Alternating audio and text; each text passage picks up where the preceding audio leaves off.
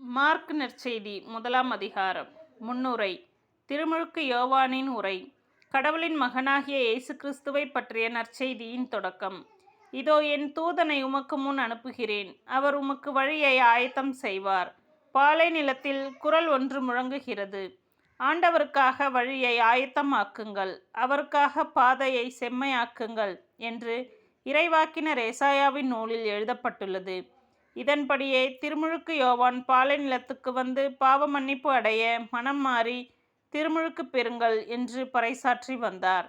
யூதேயாவினர் அனைவரும் எருசலேம் நகரினர் யாவரும் அவரிடம் சென்றனர்.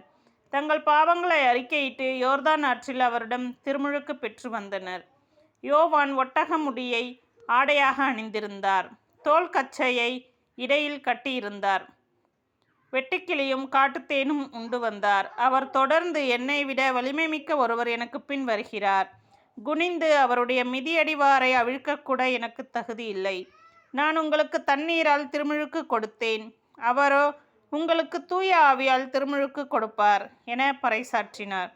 இயேசு திருமுழுக்கு பெறுதல். அக்காலத்தில் இயேசு கலிலேயாவில் உள்ள நசரேத்தில் இருந்து வந்து யோர்தான் ஆற்றில் யோவானிடம் திருமுழுக்கு பெற்றார். அவர் ஆற்றில் இருந்து கரையேறிய உடனே வானம் பிளவுபடுவதையும் தூய ஆவி புறாவை போல் தம் மீது இறங்குவதையும் கண்டார்.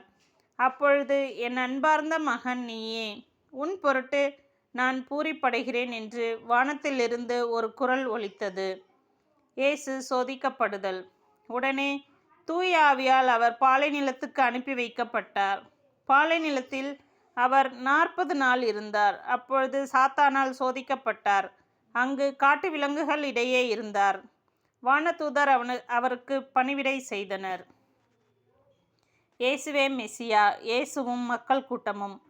கலிலேயாவில் இயேசு பணி தொடங்குதல்.